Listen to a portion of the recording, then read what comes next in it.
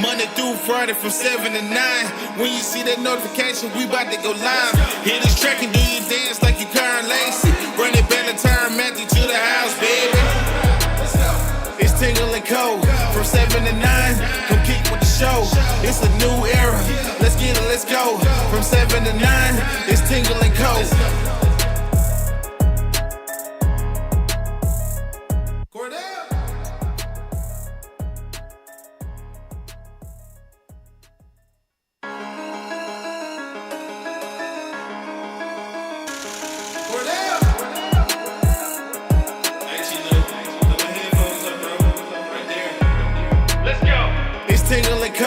From 7 to 9, come kick with the show. It's a new era. Let's get it, let's go. From 7 to 9, it's Tingle and Co. What up, Lloyd? What up, Lloyd? You can call me him. I'm Shay Dixon in the whip with them RPMs. Gotta pull up to the chat and shit out to them. Not trying to ball like Big Four, then get out the gym. Monday through Friday from 7 to 9. When you see that notification, we about to go live. Hit this track and do your dance like you Karen Lacey. Run it back and turn Matthew to the house, baby. All right. Welcome in here. 7 a.m., 7:04 a.m. We're getting there. It's been a rocky morning so far. Double YouTube channels. So yeah, we are dual streaming. Dual streaming. Two buddies using the toilet together. That's streaming. Right. Just crossing streams. Come on. We are live here on the Jordy Collada Show channel and the Tingle and Co channel. So make sure you are aware of that channel. Subscribed to that channel. We've got about 2 days, today, tomorrow, next week, and then we'll be over there 10 days officially. 10 days until we are live every morning on the Tingle & Co channel and the Tingle & Co channel only. If you enjoyed that intro song, our guy Cordell Music, shout out, crushed it, and it is now streaming on all of your music streaming services. He put it out yesterday, sent me the Apple Music link this morning. So if you like it and you want to listen to it outside of just the show, go download it. Go listen to it. Great go stream that song. thing.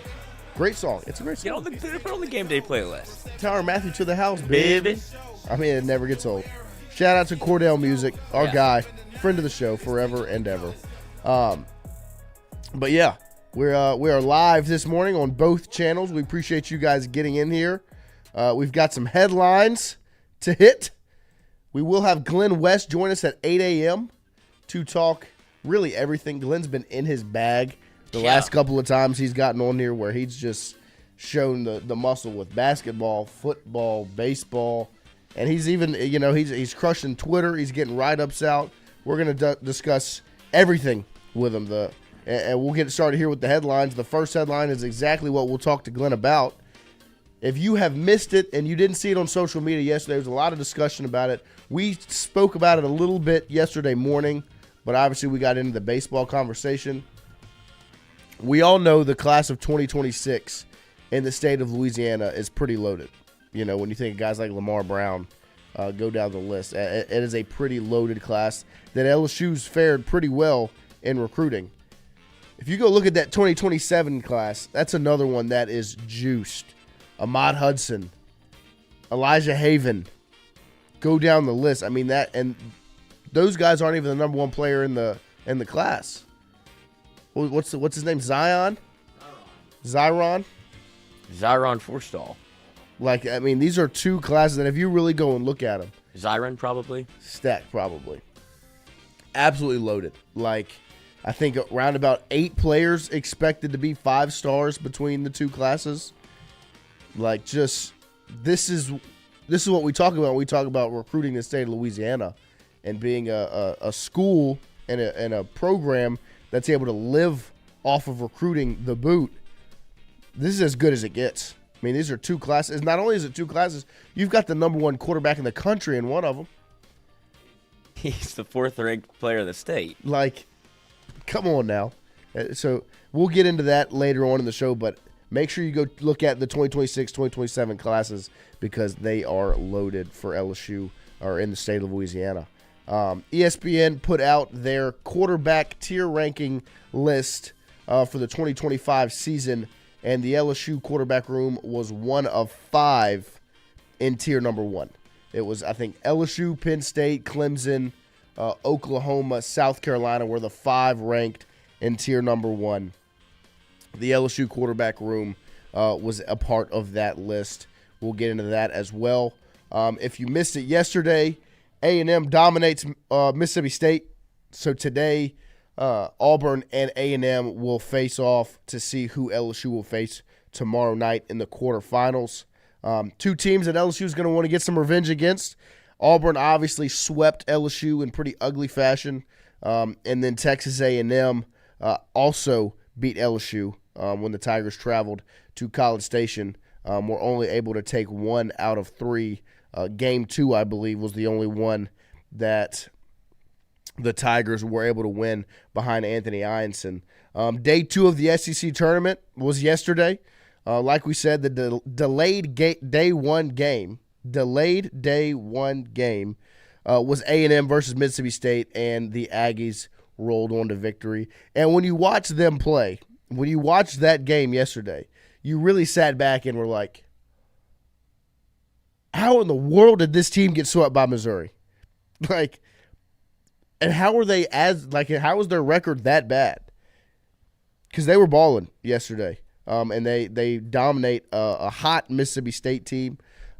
Tennessee whooped Alabama. Now, that final score ended up being a little bit closer because Alabama was able to scratch some runs across later on in that game. Now, I thought we were in for a good one, which it ended up being a pretty good game overall, but I thought we were in for like a classic because it's the top of the 5th, 2 outs, bases loaded, or there was 2-1. LeBron gets walked, so he gets on. So it's 2 outs, bases loaded. Tennessee is not batting. It's Alabama batting. Tennessee's on the mound. Alabama guy steps up, routine grounder to second base. But the Tennessee second baseman fields it, throws it a little early, little rushed. The first baseman for Tennessee, by the time he turned and looked, the ball's back here. Like the ball's gone. And that scores 2 runs for Alabama and gets 2 runners in scoring position. And then the next batter for Alabama comes up, hits a single, scores 2. Alabama steals the lead when they were down 6-2 with 2 outs. 5-2, steals the lead 6-5. And I was like, okay, Alabama got their second life rocking and rolling. Tennessee ties it up in the bottom of the 5th, 6-6. And then in the bottom of the 6th, Tennessee just exploded and rode their hot bats to a win over Alabama. Witherspoon shoved for Oklahoma as the Sooners take down the Georgia Bulldogs yesterday. And what got both of – I think Lloyd actually might have seen that one coming. I think he said Oklahoma defeating Georgia. I thought Georgia was going to get the win. Lloyd predicted that. God knows ball. And Witherspoon shoves to get the win for the Sooners. And then in the late-night game last night, we were talking a whole lot about Florida, their ability to get hot, go on a run, postseason play. They don't do that as Ole Miss takes down the Gators last night in what was a pretty good baseball game, a nice pitcher's duel to end off your night. So that's I think that's it for the headline. No, we got more headlines actually. Scratch that. The Elite 11 roster was announced. LSU target Bo Bentley is a part of that group. So obviously you'll get a better look at him. It's between LSU and Oklahoma for the 4-star quarterback, the number 5 QB in the country. If you missed it yesterday, Matt Rule made some comments on college football playoff expansion, which, to be completely transparent with you guys, when I read the comments, when I saw what he said, I laughed a little bit. 40 teams in the college football playoff, a little much in my opinion, but as much, and we'll probably get into this later on, closer to the end of the show. As much as 40 teams in the college football playoff is laughable, and when you first hear it and see it, you're going to laugh. At this point, I don't put anything past the committee or whoever trying to expand it to get more games in. But we'll get into that. I for one, laughed when I first saw the comment. We also had Paul Skeens. His name's been floating around on the trade block a whole lot for the Pirates lately. We'll see if that happens. I'm for it. Get him out of there. He can't go now. It's too soon. I agree. What would you even be like? I had this discussion with Mikey yesterday because it's what's the point? Like, even if you're a Pirates fan, and you're like, yeah, trade him right now. Imagine the haul that you would get. Okay, then what do you do with that? Because clearly you don't have any interest in investing in. There's not that many Paul Skeens floating around on the planet Earth. No. Like if you're Pittsburgh, if you're the Pirates, you don't trade what you grab generational a hold of this diamond and you don't let it go. Yeah, it's not like, oh, this is a great asset to trade.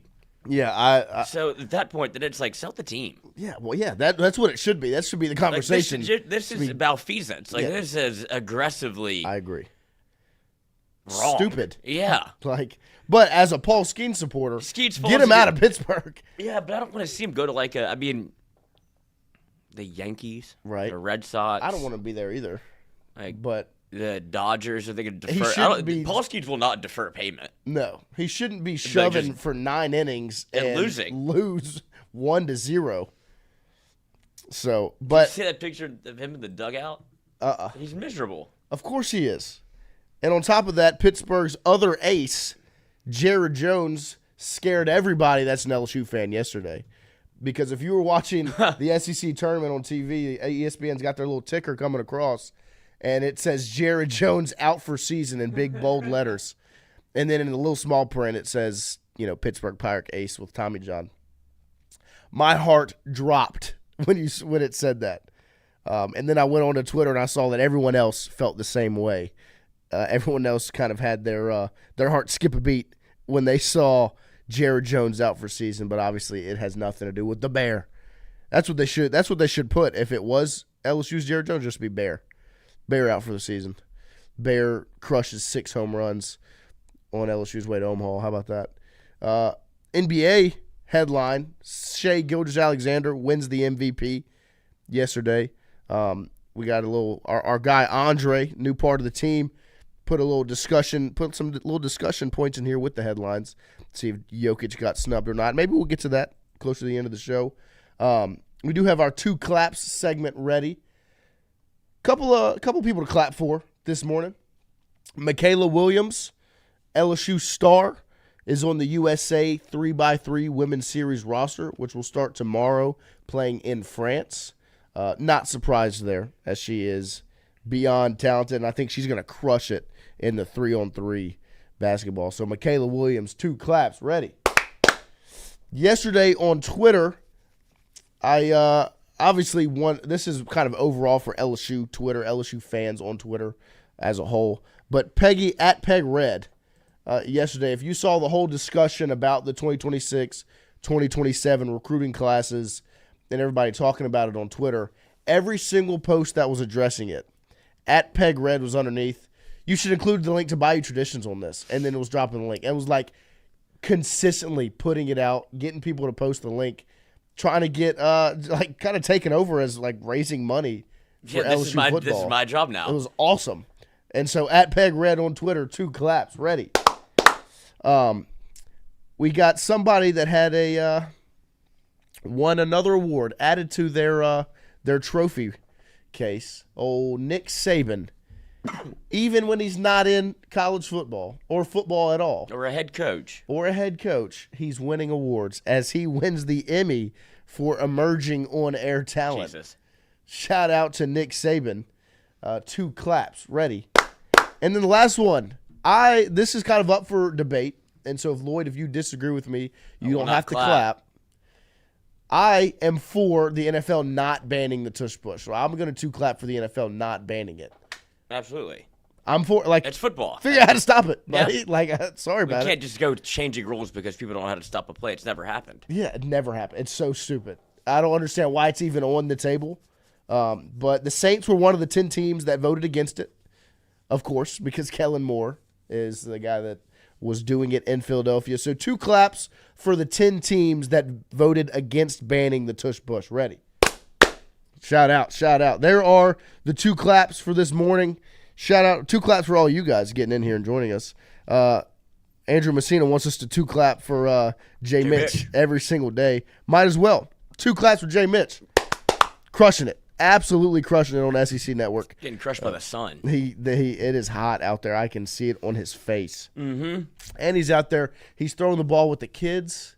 He's just, This is why you hire him. This is why you hire Jay Mitch. So appreciate you guys joining us. We are rocking and rolling here this morning. Like I said, we will have Glenn West join us at 8 a.m. to discuss all of the different storylines. But like I said, LSU will face the winner of Auburn and Texas A&M today around lunchtime. I think the game's at 11, I believe. 11 or noon, something like that is when that game will be played.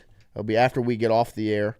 We'll know who the Tigers will play tomorrow night, which we will watch Party for, so be ready. Yeah. Now, it will not be here on this Jordy Collado Show channel. The watch party will not happen on this channel. It'll be over on that Tingle & Co. channel, so make sure you are subscribed and ready over there to enjoy some LSU baseball with us tomorrow night as we try to pack out the room and enjoy some baseball, hopefully an LSU win against either A&M or Auburn. Two teams that LSU could use a little revenge. As Auburn swept the Tigers. A&M takes 2 out of 3 against the Tigers. That was 2 road games that LSU lost, road series that LSU lost, where they could face them again. And I would love to get a little revenge with Cade Anderson on the mound. So that is those are the headlines. Those are the 2 claps for this morning. Like I said, we'll get into the discussion now about this 2026-2027 class before we roll too deep into baseball, getting ready for Glenn West to join us.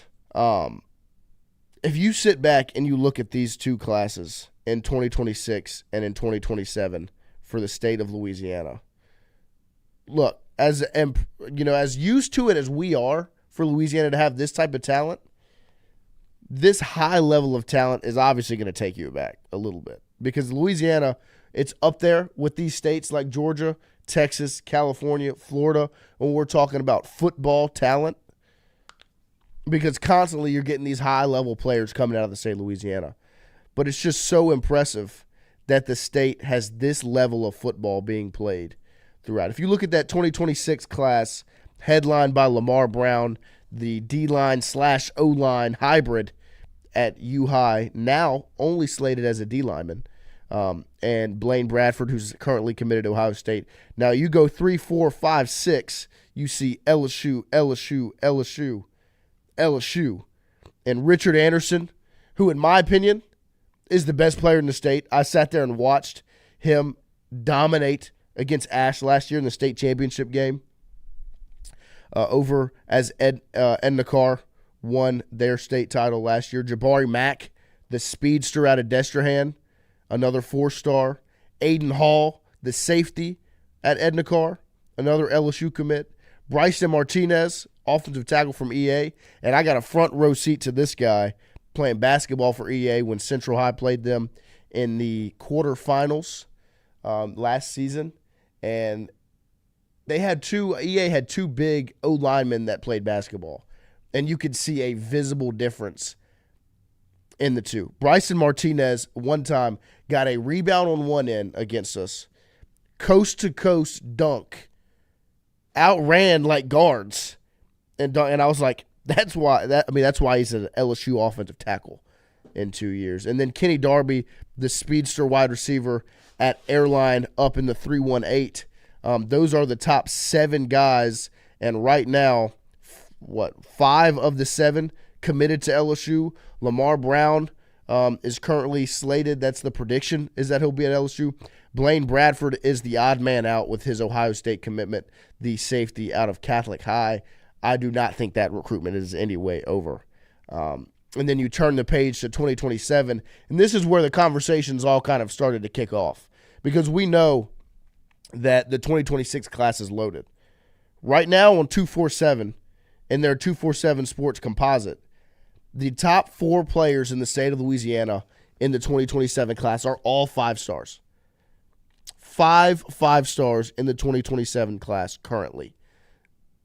Zyron Forstall from Jesuit, 6'3", 235 edge rusher, number 1 player in Louisiana, number 2 at his position, number 2 nationally. Then you have Ahmad Hudson, the 6'6" tight end out of Ruston, who's the number 1 tight end in the country. Number 10 overall, who is a freak of nature. He's a two-way athlete, plays basketball as well. I think one game last year against West Monroe, he had 38 points and 20 rebounds, dunking everything. Easton Royal, wide receiver out of Brother Martin, 5'11", 185, the number 4 receiver in the country. And then the final 5-star to close it out in that top 4, Elijah Haven, quarterback at the Dunham School, 6'5", 215. You know how we feel about Elijah Haven. He's the number 1 quarterback in the country, and he is an absolute dog. If you go turn on the film or just go to the Dunham School and watch him play.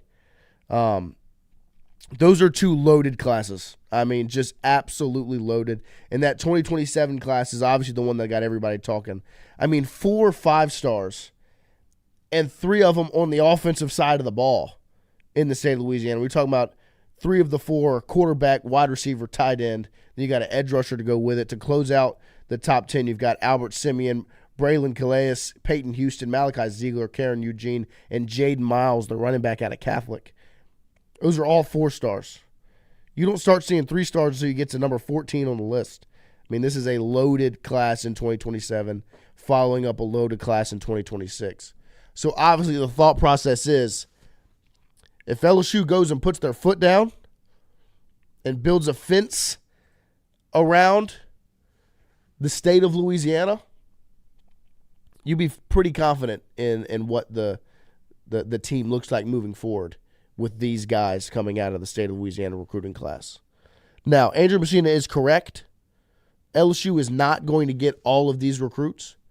No, I mean, you're not going to get all of them. That's just it's unrealistic to even think that right now. So I agree with you, Andrew, because LSU's not going to be able to build this monumental fence or wall around the state of Louisiana and stop other schools from getting in. Obviously, already Blaine Bradford is committed to Ohio State, the number 2 player in the state in the 2026 class. Number 1 safety, I believe. Number 3 safety in the country on 247. Well, obviously, we will discuss this with Glenn West at 8 a.m. But, yeah, no, I agree, Andrew. This is not something that LSU is going to be able to say, hey, we're going to get all these guys, the top 10 in both years. If they could, I mean, that would be outstanding. It would be massive. Brandon Hollingsworth, Haven has been knocked down to number 11 QB in the country on 3. I did see that yesterday.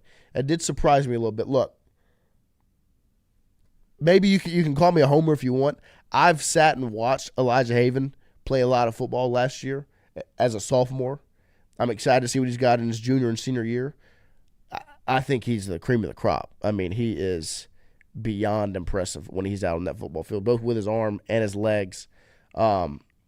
So it'll be interesting to see how this recruiting class goes down. And so that's why I shouted out at Peg Red on Twitter, because she was getting people to raise that NIL money, because you're going to need it. But to me, the biggest thing about this is the way LSU's team is constructed right now, right? All transfer portal talent. You've had to go out and add guys to your team that are through the transfer portal that aren't going to be here next season, after this year. Mansour Delane, plug and play, 1 year. You know, A.J. Halsey, plug and play, 1 year. You know, go down the list of guys you've brought in. Patrick Payton. Like these guys are coming in to try and make their money, get drafted, and roll on through. You know, you're going to be replacing a whole lot when you're talking about what's next for LSU after this season. And that's why this season is such a win-now year. But when you look at these recruiting classes, that's why there's a big stress on this 26 and 27 class, because that's how you comfort, you know, you kind of deflect the blow of losing your entire roster to the NFL, you know, from having an older, more experienced team that you've built through the portal. Now, look, I'm not saying go out in the 2026 class and build your team there. Like, you're not going to play a bunch of freshmen from the 26 class.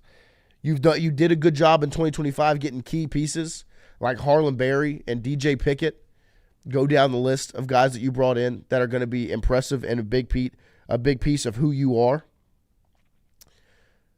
But that 2026 class and 2027 as well are going to be a massive piece in how LSU moves forward in this era. You're going to add pieces through the transfer portal, obviously. You're going to continue to sprinkle. But if you can really lock in on these classes, and identify the talent that's going to work and fit so that you're not just trying to, get as many as you can. Like, you're not going to get them all. Identify the talent that's going to fit this roster and is going to be the best and bring those guys in from the state of Louisiana because you're going to need it. Because you're going to lose a whole lot of your roster next offseason. Harold Perkins, Garrett Nussmeier, Aaron Anderson. Like, go down the list. A lot of these guys are going to be gone next year. And LSU has an opportunity to really beef up that roster and put themselves in a good position moving forward in the future if they're able to lock down these 2026 and 2027 classes. And look, another kind of piece that this adds to, what brings me confident in recruiting these classes is the staff that LSU has put together right now. Brian Kelly has a staff put together that is set up to succeed in the state of Louisiana more than anything else. You've consistently seen the guy, Kyle Williams, can succeed recruiting in the state of Louisiana. Blake Baker has consistently. Joe Sloan has been on Elijah Haven since he was like an 8th grader playing football. Like, that's going to be my quarterback in a couple of years. Go down the list of guys on this staff where you feel confident in their ability to recruit the state.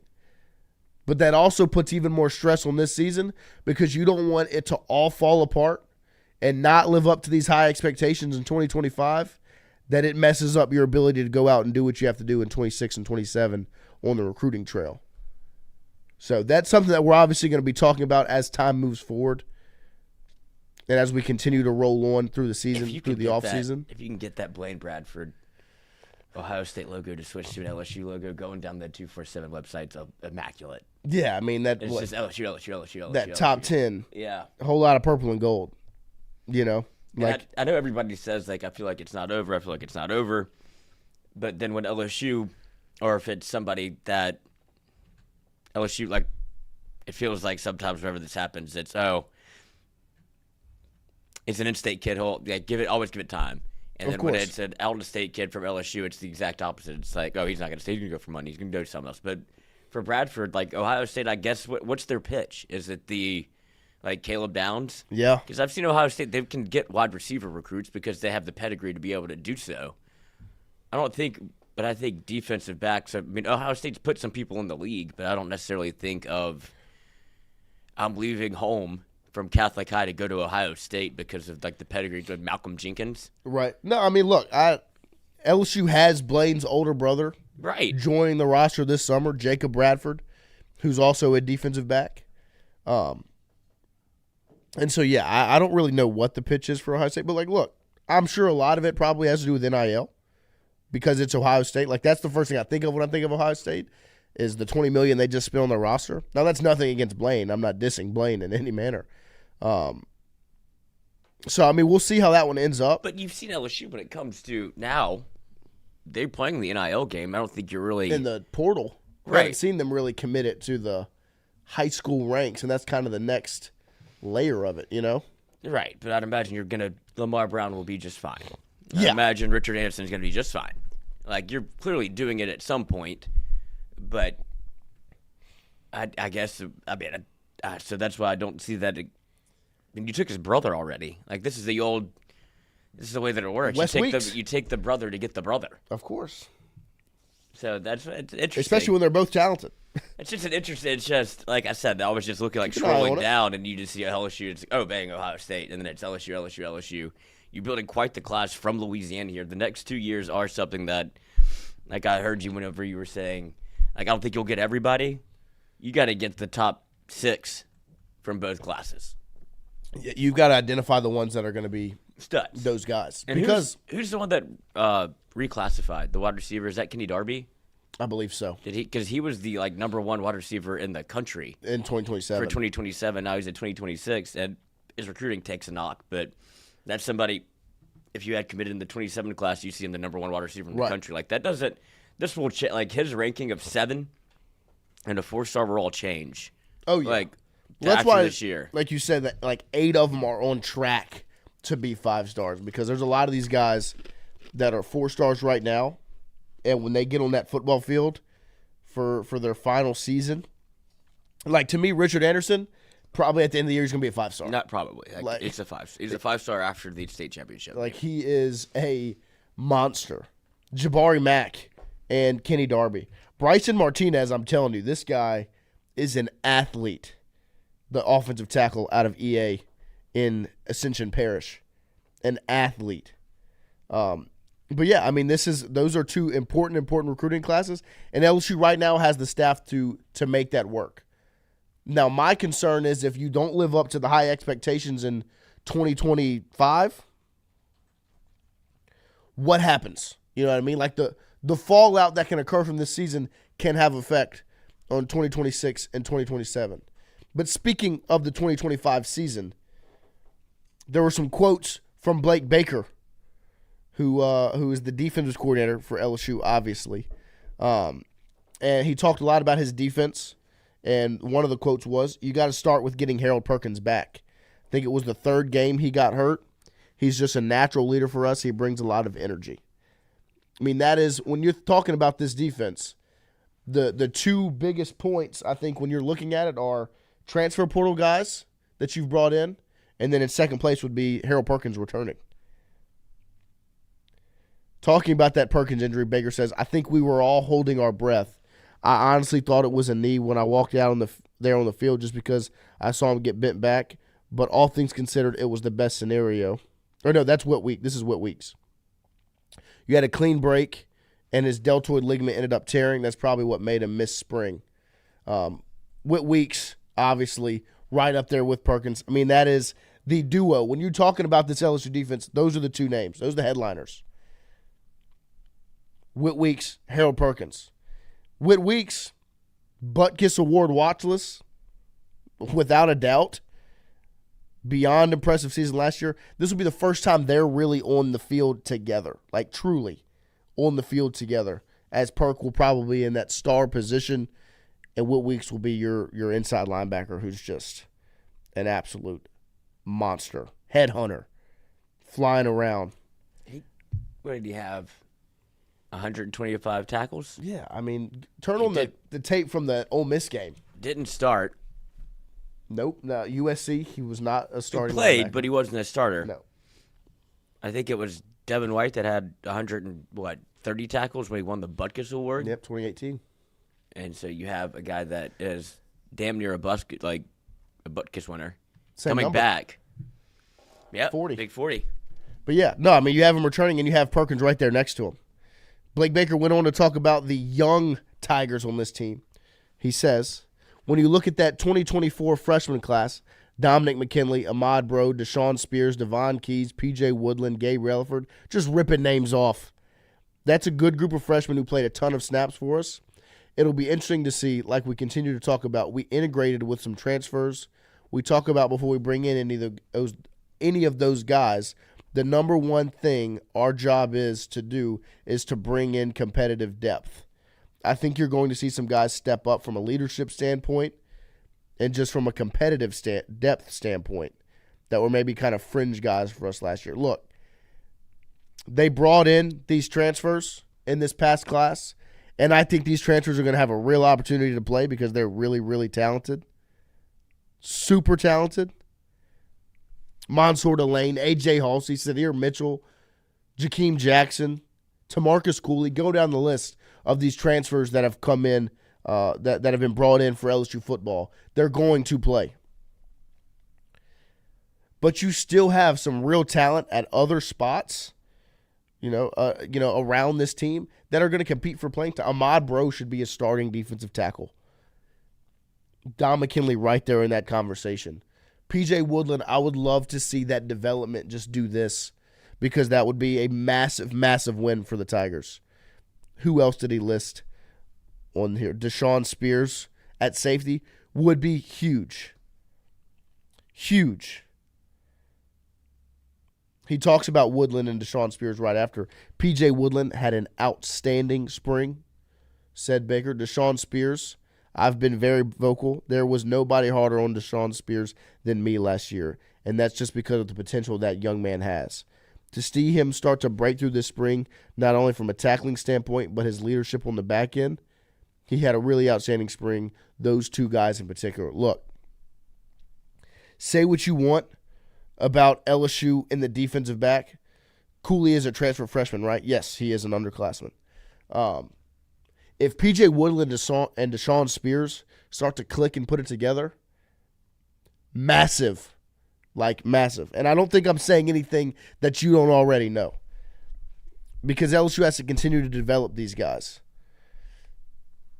And if Woodland and Spears are able to break through a little bit, and not really in 2025, but in 2026, are able to take that next step and it be their time, massive. And that's why you brought in Mansour Delane and A.J. Halsey and Jakeem Jackson and go down the list of the guys you've brought in that are going to bring success in 2025 so that you can continue to develop those guys behind them to be ready in 2026 and beyond. Because Mansour Delane, A.J. Halsey, those are the two names I continue to bring up. They're going to be here. They're going to ball out. They're going to be gone. You got to have somebody step up so you don't have to go dip in the transfer portal again. That's your hope, is that Woodland and Spears and go down the list of these young guys are able to step up and break through going into 2026. But speaking of Blake Baker's defense in 2025, the expectations are high. LSU has not had a good defense since 2019. Last year's defense was decent. They have not had a good defense since you had Dave Aranda in 2019. 2020, you turn around Bo Pelini, awful. 2021, no good. 2022 was an okay defense. You had guys like B.J. Ojulari and Jay Ward and Jaquelin Roy and Ali Gay and Harold Perkins breaking out. You had Micah Baskerville out there still. You hit on guys like Jarek Bernard-Converse and Mekhi Garner. And then 2023 was disgusting. It was an atrocity of a defense. 2024 last season, step in the right direction. But that defense wasn't going to get the job done. Now you have the defense where the expectations are pretty high. Like top 20 defense high. When you haven't been inside the top 50 since 2019, to have that high of expectations for a defense says a lot about Blake Baker and how highly people think of him. But it says a lot about that transfer portal class because you're expecting that level of defense because of the guys you went out and brought in.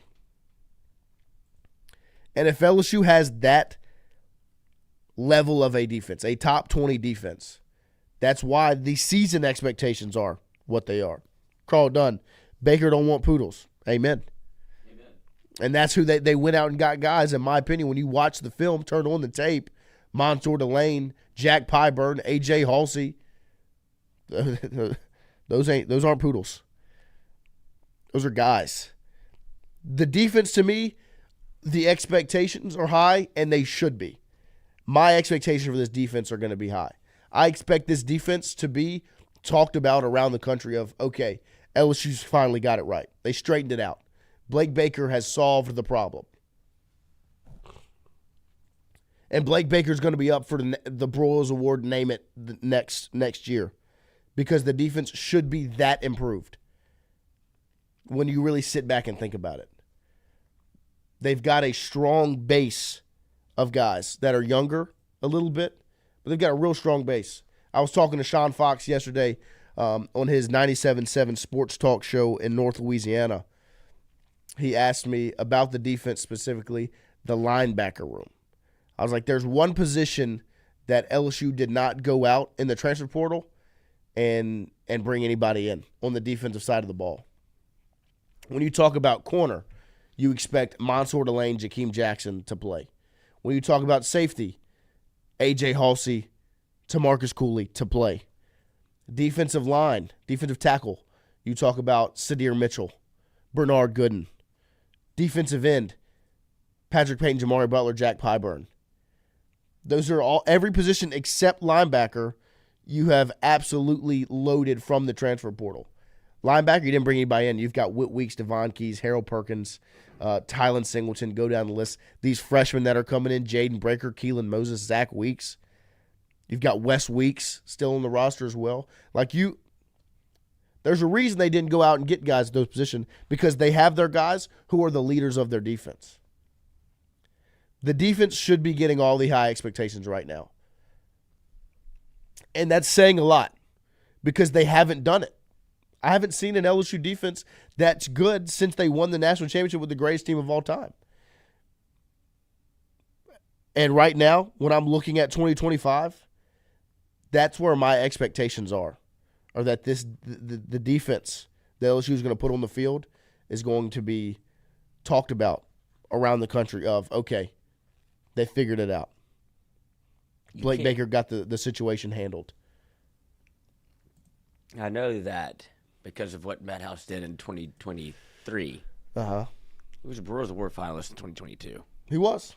Like, that defense was good. It was. That was the conversation around it was like, don't let Matt House go. You can't let's have somebody come in and hire Matt House, whether he wants to be a head coach or be a higher paid coordinator, and then absolutely a cataclysmic change. I don't know what happened. I don't know how it happened, but to go from a Brewers Award finalist to, hey, I got to call my friend so I can get a job. Right. Because that was one of the worst defenses I've ever seen. It was disgusting. Maybe and that is a compliment to his absolute buffoonery and what he did to go from a Brewers Award finalist to in the same breath as Bo Pelini. And not the good Bo Pelini. No. The Bo Pelini that came back to LSU and everybody was lauding the hire, was so excited to see Pelini back at LSU, bring the fire back, bring the gusto, bring that fuck you mentality. And then it was like, this is awful. Terrible. And Matt House somehow managed to one-up that. Now you get Blake Baker, and you're kind of having that same conversation of, all right, defense is good, it got better, and then if you have that jump, and Blake Baker being able to, he's never coached this many talented people. And you talked about the transfer portal. What position he coaches linebackers, right? Yep. That's the only room that didn't get anything. He's Right. like, I got my guys. Yeah, I love my guys guys. are stacked. Yeah. And so he's never, like I said, never had this much talent. I do expect LSU to take a massive jump forward in the defense. Like, that's not a question mark in my mind. No. It's my only question mark, like we've talked about before, is the offensive line. But to go from 2 years ago where it was, can you just field a competent product on the defensive end, and you couldn't do it, and then you get better last year, now to it's like, this isn't a question. Like, you have guys everywhere. Well, if you look at from year 1 to year 2 of Matt House, of the team he had in year number 1, the defense he had, B.J. Ojolari, Micah Baskerville, Ali Gay, Jaquelin Roy, Jay Ward. I mean, those are just 5 guys that were starters on your defense that were already here, were older, mature players. And to me, I think that's what the problem was with Matt House, was the next season, it was a younger group. I don't think he was a developer, you know? Like, he can maybe coach it. Maybe he obviously is knowledgeable enough about defense to get the jobs, to get the gigs, whatever. Can he develop young talent and get them in the right spots to be successful? He didn't do that in 2023. No. At all. That's why the drop-off is what it is. Blake Baker, that conversation I don't think is even should be allowed. But the other thing is, he's not having to go from an experienced defense to a younger defense. He's going from a younger defense that he got the most out of to a super experienced defense. So the expectations should be that high. And you expect Blake Baker, because of his age, the way he coaches, kind of just his style, his development, like the way that he's able to kind of implement. And you heard like what we talked about it last year, where it was he listens to us. Yeah. Like, it's not like a hard line in the sand of like, you're doing it my way, this is what works, don't ask any questions. It's, hey, can we maybe try it like this? He's like, absolutely. Let's see what y'all are most comfortable doing. If it works, we'll do it. And I like having that verbal back and forth because it keeps your players engaged. Yeah. It has them thinking differently. It has them thinking about football in a different way, other than, oh, God, I guess I have to go to practice. Like, I'm about to get my ass kicked. And instead, it's like it changes the way that you kind of approach the game, because now you're involved, your opinion is valued, and now you start playing a little bit differently because you start looking at when you're watching film, it's not just to learn what you're doing. It's kind of understanding the concept as to why. Yeah. And I think that goes a long way with coaching. Definitely. I agree. So the expectation should be that high. And look, Brian Burgess asked a question in the chat.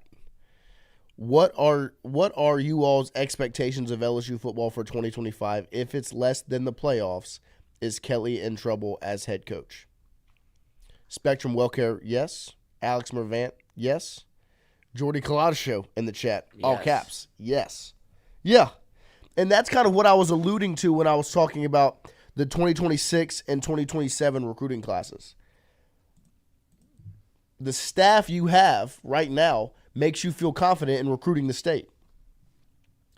If LSU doesn't reach their expectations and they miss the playoff and Brian Kelly's in trouble, the next concern would be, okay, well, what happens to that staff? Because this is a stacked staff, especially when it comes to recruiting. What happens to the staff if that happens? And that's something we're going to talk about as time rolls on. The SEC tournament underway. Yesterday was day 2. You saw some really good baseball games played. Lloyd, you nailed your prediction. Oklahoma over Georgia.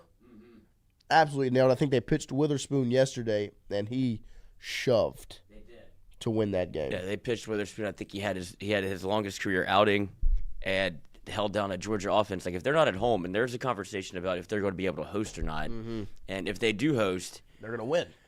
yeah, they're going to be able to hit the lights out of it. But if they don't, they're in trouble. Yeah, I mean, you saw it yesterday. That's literally their home field advantage more than anybody else because of the way that it's constructed.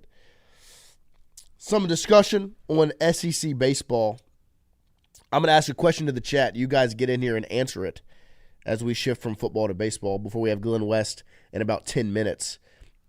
The question is, does Tennessee deserve to host a regional after losing their last 5 series? They lost against Kentucky, LSU, Auburn, Vanderbilt, Arkansas, with another Series L against A&M also in the mix. They lost 6 of their 10 SEC series. Tough schedule. You know, that's a tough schedule. LSU, Auburn, Arkansas, Vanderbilt, those are 4 of the best in the country. A&M's a talented roster. LSU lost their series against them. Does Tennessee deserve to host a regional? Do they deserve to be a number 1 seed? Brian Burgess, I would say yes if they beat Texas. Okay, that's another part of the argument. If they won yesterday, obviously looked impressive over Alabama. Ha ha, Hunter Hall. If they go out and they beat Texas, does that obviously adds to their resume? Would it be a no right now, Brian, and a yes if they beat Texas? And for everybody else in the chat, weigh in as well. Let me hear what you've got to say. Because in my opinion, they have not done enough to host a regional just yet. They haven't. And that's why this SEC tournament is so important for them. Was because that's what they're pushing for. Is to just host a regional. Not a top 8 seed, host a regional. So, I'm right there. Brian Burgess, yeah, I would say no right now. And if they beat Texas, I think the conversation would be heating up around. I think right now it's kind of set in stone that they wouldn't host, even with as impressive as they looked yesterday against Alabama, because they were swinging the bat yesterday. I tell you what, they were swinging the baseball bat yesterday against Alabama. Like, that's the reason they won, was because of just a massive number of hits. I'm trying to pull it up. I feel like it was 15 or something of the sort. I'm trying to find the number right now. Yesterday against Alabama, they got how many hits? 20 hits. They got 20 hits yesterday against Alabama, scored 15 runs. Like I said, exploded in the 5th inning for 5 runs. They scored 4 in the 8th before they giving up 4 to Alabama in the top of the 9th. I don't think they get in right now. I think if they beat Texas, there's a conversation to be had. Carl Dunn, they won 4 of their 10 series. Sam Hanna, they have to beat Texas. Brian Burgess, I don't think they've done enough, but have to make a deep run in the tourney. Shane LeBlanc. Georgia has the same problem that Tennessee has. They play in a small park and use it to their advantage. Yeah, but Tennessee went out there yesterday and got 20 hits. Sabrion, they need to make it to the championship game. Okay. For Tennessee? The question is, for Tennessee to host a regional. They have to win it. The whole thing. Yeah. You don't think if they just made the championship game, that would be a win over Texas and Vandy and Alabama? Those are 3 massive wins. That wouldn't do it? Just for... they lost 6 of their 10 conference series. Right. And I think that they kind of get a little bit of a pass somehow because of, when you think of Tennessee baseball, you don't think of... You see them, you see the antics, but you don't see the result. Right. And you don't know that they've actually lost, almost more series than they've won. Yeah. And that's why I'm saying, but people are like, no, but I know they're good. And when they explode like this, that's what 41-15, that's awesome. 16-14 in the league is also very good. It's not hosting good. If LSU was 16-14, I don't think anybody would be over here pounding the table saying they have to host. No. And I agree. if you just win, so that puts you at 17 wins right now. If you count, just start adding conference games to it. LSU got to 19? That would be 2 more wins for Tennessee, which would basically be putting, I guess, in the championship game. To the championship game, yeah. It would be impressive, but I just don't. Because it would be a win. So, this is what they have in front of them now. Would be they beat Alabama. Now you face Texas. If you beat Texas, you would play the winner of Vandy and Oklahoma, I believe. So just if we're going to say chalk, you would beat Texas and Vandy to make the championship game. And then lose to LSU or Arkansas if it's chalk. Yeah, I don't know if that. I don't honestly, I don't know how it works. Me neither. That would be, this is just me purely speculating, but. Right. I think right now, no I could chance. see that, yeah, I could see maybe, but I don't know if they want, you get this all the time in sports, especially in college, where it's how many times can we do this with the SEC? Yeah. It's they're not going to let them kind of sneak through the back door into hosting a regional. Yeah. Or super, certainly not a super, but maybe they can have a. Carl Dunn, they are not going to let the defending champions go on the road. I can see that too. But it happened last year. Yeah. LSU headed to Chapel Hill. So we'll get into that conversation more. It is interesting because that was my pick to kind of win it. Yeah. Go on a run. I thought that they had to, and it feels like the way 20 they played. hits yesterday. Yeah, the way that they played yesterday. I watched a good bit of that game. Yeah, they Didn't know pitch that. to Will. No. A.J. Russell looked good. Yes. Getting back out there. Their second baseman does have the yips. Well, it was unbelievable. He fielded the ball and just, buddy, take a pause, crow hop it if you have to. I don't care. Let your first baseman get to the bag. You could have ran it over to first. He had he was the third baseman in the LSU series. Right. Well, and that was the conversation. The timing was that of a third baseman of I'm fielding it. I have to throw it when I field it. Because I saw somebody on Twitter did say that this is how I forgot his name. What is it? The third base, Henley maybe. Let me see. I'll pull it up right now. But regardless, I saw it on Twitter that's these are the yips, and it's obviously a Tennessee fan. It's dude, that's not the yips. It was a fine throw. He just threw it too early. It was more timing. Curly. It was more timing than anything, but that's what happens whenever you have an error against LSU and then throw one away against LSU, and it's because he stinks, and then you move him to second. He's got the yips, and now he's got the yips. And then they did ask Vitello about it. He's like, I'll go to war with him any day. Yeah, that's my guy. So we'll get deeper into that SEC baseball conversation in hour number 2. We're going to take a quick break now. We'll have Glenn West join us from 24/7 Sports to start off the second hour here on this Thursday morning, closing out the second to last week here on the Jordy Culotta Show channel.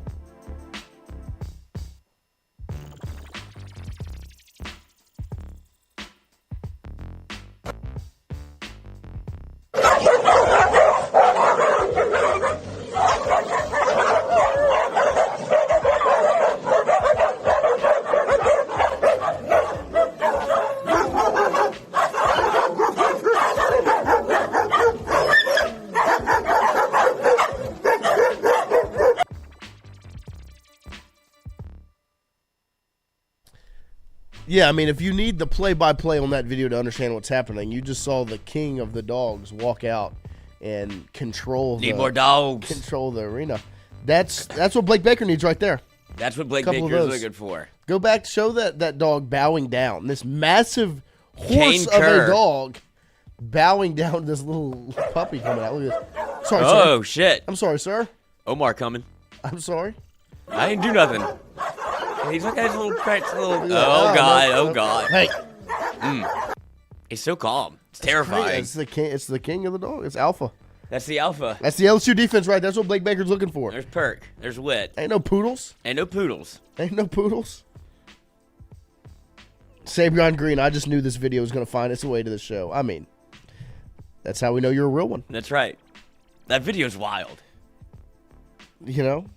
I did go down the, I went down this rabbit hole yesterday. Did you? Like, because I was shocked. I was like, oh, okay, how does this, where are we? How does this operate? And it's apparently some, like, wild dog camp in China.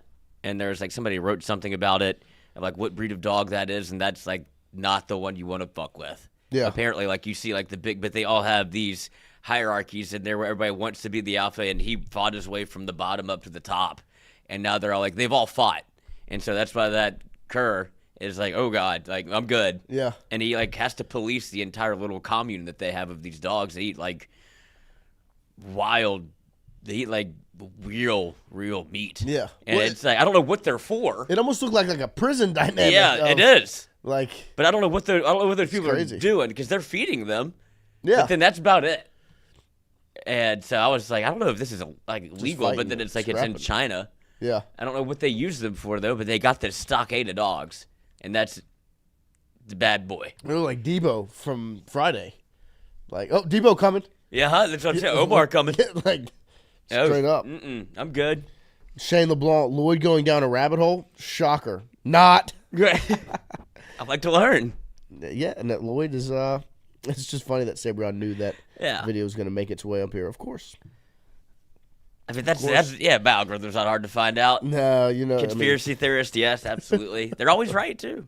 Don't be shocked. Whatever. You can never be shocked if you open your third eye. Oh, my gosh. Who is this man? Who is this man? But, yeah, no, we'll have, hopefully, Glenn West join us in just a minute, waiting on him to hop in to the call to the video call so we can get back in some of the LSU football discussion. But staying with baseball, like we said, LSU will play the winner of today's game between A&M and Auburn.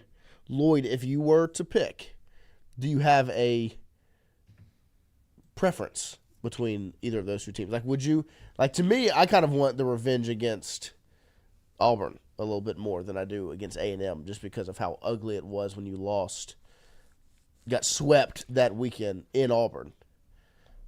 Yeah, I'd much prefer to play Auburn just because of everything that you just said. I don't think you'll see. Have they pitched Sammy Dutton? They haven't played yet. And I was about to say, do you know if he's scheduled to throw today? I'm pretty sure A&M threw they threw Prager yesterday. Is that that was one of their guys who's their other? They have two. Yeah, they have I think their second ace is throwing today. Let me see if I can pull up who pitched yesterday for. So yesterday for A&M, it was Prager that pitched yesterday. And so today it's going to be, I'm pretty sure they're slated to throw the other guy. If I could remember his name. Lampkin, that's his name. I'm pretty sure they're slated to throw Lampkin, the lefty. So I feel like if I'm Auburn and A&M's throwing Lampkin, you throw Dutton just to match up and get the one. So I'm of the conversation that I want to play Auburn. I want LSU to play Auburn tomorrow to get a little bit of that revenge. Also, I think as good as Auburn is, that A&M roster is stacked, and A&M can get hot, man. Like we were talking about it yesterday, like they need, this impressive run to win the whole thing, to get the automatic bid and play postseason baseball. They know that's their only way to get in. And so they're going to be a little bit hungrier than Auburn probably, because Auburn will have already gotten a win.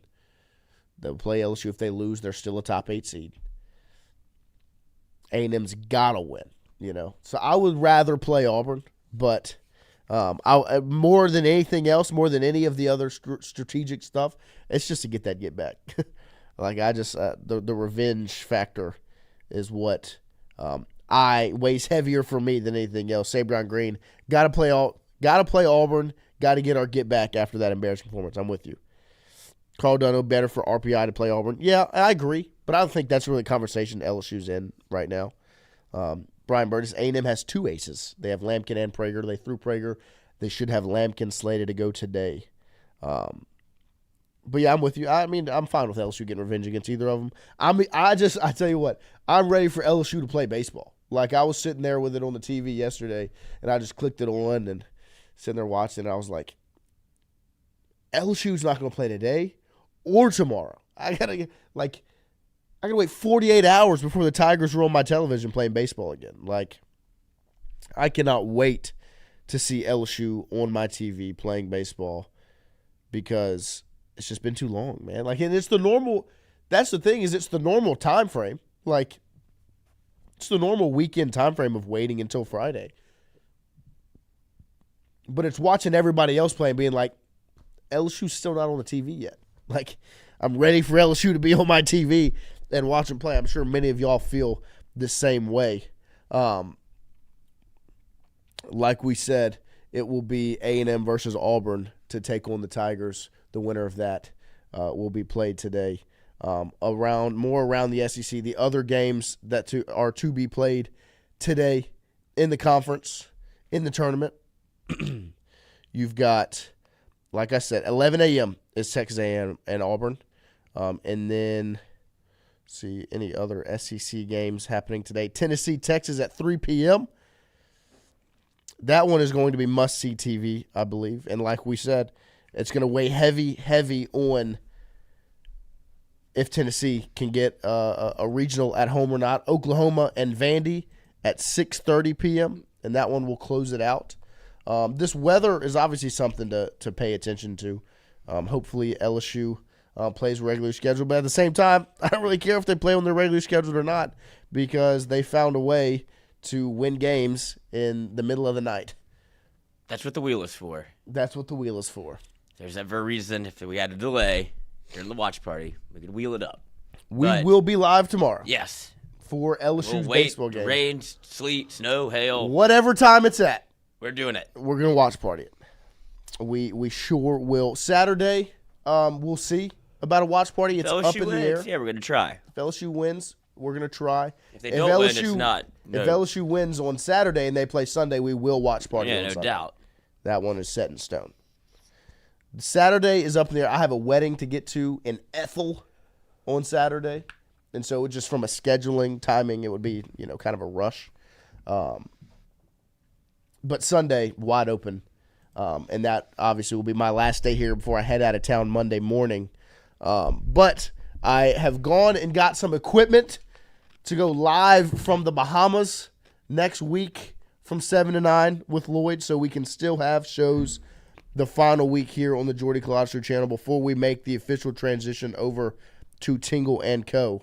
And we've got our guy, Big G. Glenn West, who, let me just say, has been crushing it the last couple of times on we've had him on, just flexing his muscle, talking about baseball, basketball, football, all of it.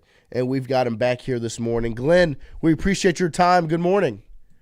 Hey guys, apologies for being a little late. I wasn't exactly sure what time we were going today, so that's on me.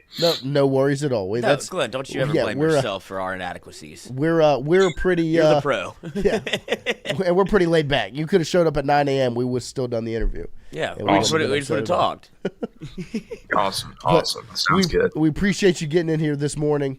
We'll start it with a lot of the conversation on social media the last couple of days have been circulating around the 2026 and 2027 recruiting classes for football in the state of Louisiana.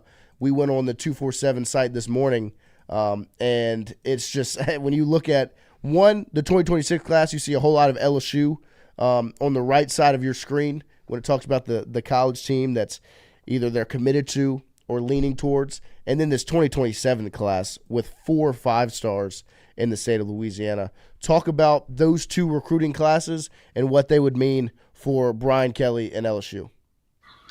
Yeah, I think with LSU, anytime you can pull your base in the state of Louisiana, that's something that we hear from Brian Kelly pretty consistently when we're talking to him and when recruiting comes up in one of his press conferences. So you look at some of the players that are already on board. I believe 5 of the top 10 players on our 24/7 Sports recruiting rankings in the state of Louisiana are already committed to LSU. You've got Lamar Brown that's still out there that's uncommitted. So there's still some work to be done, obviously, in 2026 in locking down the state. But, yeah, you mentioned it there. I mean, looking ahead to 2027 and some of the big names that are starting to really rise up those rankings over the last several weeks, whether it's the Jesuit defensive pass rusher Zion Forstall.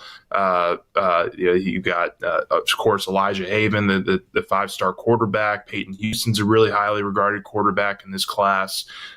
You've got some running backs, some receivers. So all the positions here that LSU has typically recruited well in the state over the years. You're starting to see a lot of those guys really start to rise up those rankings, and so I think that they're in a really good spot.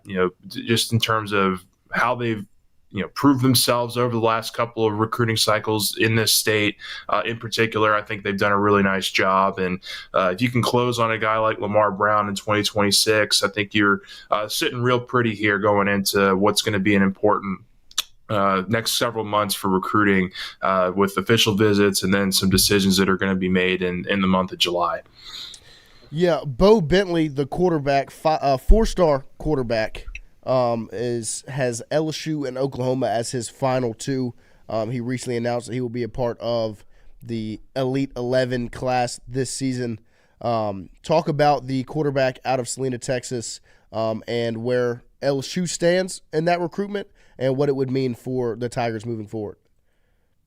Yeah, look, I mean, when you're still kind of looking for the future pillar of your program at the quarterback position, and look, I'm not saying that guy is not already on the roster, whether it's Michael Van Buren, Colin Hurley, Juwan Johnson, but LSU went a recruiting cycle, as many of us know, or a freshman recruiting cycle without a quarterback, and that's something that you don't typically like to do as a program, especially when you have developed quarterbacks and proven that you can develop quarterbacks like LSU has over the last several years. And so the transition of obviously losing a guy like Bryce Underwood in last cycle, you kind of immediately shift your focus to 2026. And I think the guy that's really stood out for Joe Sloan, for the offensive staff at that quarterback spot, really since the turn of the new year, has been Bo Bentley. I mean, LSU was in on him, kind of earlier this year. They offered him back in February, but they've really cranked up the recruiting heat. He's been on campus already this spring. He'll be back on, I believe now he's changed his date, so he'll be back coming up here, I believe next week and on May 30th. So that's going to be a huge weekend for the Tigers in this recruiting cycle, and getting a lot of, I think there's going to be double-digit visitors, but Bo Bentley is going to be a big name on campus because he's somebody that's just really soaring up the recruiting rankings since the turn of the new year. He's already got great mechanics. He had a fantastic junior season last year at Salina, and has only continued to build on that in the offseason. So he's that guy that I think if LSU can get on board, some other things can come into place. But he's certainly I think at the top of the list of quarterbacks that LSU would love to bring in and kind of give you some youth and some youth presence as you look ahead to what life is going to be like without Garrett Nussmeier. And I believe that there was a video that came out of Jabari Mack, an LSU commit, LSU commit, where he catches a touchdown pass, and everybody was like, "Whoa, I know Jabari Mack's good," but then you see Jackson Fields make the throw, and it became, is this a guy on anybody's radar? Because this is impressive. Is this a guy that LSU might be looking into? Because not highly recruited, but I'm starting to see on his Twitter that there are offers rolling in, and he will be at an LSU camp, I believe the 20th. Yeah, this is going to be one to monitor for sure. I mean, I like you, Lloyd, hadn't really seen a whole lot of Jackson Fields buzz. I mean, he's now starting, I think, to catch on here going into his senior season. So I think, look, he's going to be on campus, like you mentioned, for a camp this summer. LSU typically, when they bring in these, in-state prospects at various positions that maybe don't have the offer sheet yet or don't have like the national acclaim that a lot of these other prospects do. They use these camps as a really good kind of examination ground, I guess, to really kind of get a good look and a good feel for the player. And so it's good that Jackson Fields is open to coming out and competing, and that's something that this staff has pretty typically responded well to. I mean, you go back a couple of recruiting cycles ago, Ashton Stantz was a guy who really wasn't on many people's radar, and he came in camp for LSU 2 or 3 times during the summer before his senior season. He walked away with an offer and committed pretty much on the spot. So these things have happened before, where maybe some lower ranked prospects have really caught on late in their careers and have gone to LSU camps and really thrived. And so we'll see kind of what happens there. I still think all the eggs are right now in the Bo Bentley basket. Cole Bergeron is another Louisiana quarterback that I think you should be keeping an eye on. I think he goes to St. Thomas more. So there's a couple local guys for sure, but Bentley is the big prize that's out there that I think LSU would really love to get their hands on. Looking at the 2026 class in the state of Louisiana, you see a whole lot of purple and gold and LSU logos on there, but there's a big red O sitting at the number 2 spot, and then down at number 11, there's the Longhorn logo with Hayward Howard and Blaine Bradford. Talk about those two commitments to big programs out of state for 2 of the state's best in the defensive backfield. And I think a lot of the fan base, when they saw them, are sitting in a place of it's not really over yet. Is that something that you would kind of a point that you would agree with? Yeah, LSU is going to continue to recruit both of those guys. And, I think Howard was a guy that maybe Texas was in on really early, and he committed to them and was a really kind of been a late riser here of recent. So you're going to continue to work on him. Look, Blaine Bradford is a crown jewel here in Louisiana. He's a guy that you really hate to see leave the state. He seems pretty firm right now on Ohio State, but we're in May and we still got 7 months until signing day. And I think LSU is certainly not going to let up in their pursuit of Blaine Bradford, and will really crank it up because, I think really the ideal scenario here is that LSU is able to get Bradford on board and pair him with a guy like Aiden Hall, who's a really good young prospect at the safety position. And then that group really looks tremendous when you look at kind of the future, whether it's Deshaun Spears, it's already in the program. You've got a number of young guys signed up in the 2025 class. So they're really starting to rebuild that safety room. And obviously Blaine Bradford would go a long way in doing that if they're able to pull this off. But it's going to be a long process. I don't expect anything to really massively change over the summer, but maybe as you get into the fall and the winter months, you really crank up that heat and try to get him on campus a couple times and see if you can't make a dent into that commitment with the Buckeyes. Turning the page a little bit away from football and recruiting, the news was announced on Monday that William Tate, the LSU president, was resigning and taking the same position at Rutgers. Just a quick question on that. You don't have to go too in depth. Well, just what does that mean for LSU athletics? We talk a lot about the alignment between Tate and Woodward and Kelly for LSU football, and then even Mulkey with women's basketball. What does the new president search mean for LSU moving forward? Yeah, I think the timing of this is not ideal for LSU. Maybe they've been working on this for weeks or months. I haven't been able to dig too deep into that, and if they have a list of candidates already that they feel good about. But I mean, look, the last time that they went through a presidential change in the university, the interim president was here for 2 years, a couple of years. So it was a slow process the last time, and so just just working off of that fact, it could be some time here before we figure out exactly who it is that's going to replace William Tate. But Tate was somebody that was actually very involved with athletics, and I think to a degree that previous presidents really weren't. And I think the reason I say the timing of this kind of is a little bit of a stinker is you've got revenue sharing here coming in July. And I know that they've been preparing for this for a long time. They probably have all their ducks in a row of, what sports are going to get what allocated money and all that stuff, but you certainly would love to have kind of your leaderships intact there when that does hit in July. And they're going to be whether it's trying to appoint an interim president, trying to find a guy to replace William Tate full time, but he's that was something that I don't think many of us had expected or seen coming, but it's something you got to live with now. And I think the athletic department is going to do their best to, kind of run things here in the short term with how revenue sharing is going to be allocated to all these sports. And you work with the administration as much as you can, and try to get all this stuff in lock unison when that date comes into effect here later this summer. Turning the page to baseball, LSU will get their postseason started tomorrow night. What are just some of your takeaways as the regular season came to a close, and as you look ahead to the postseason?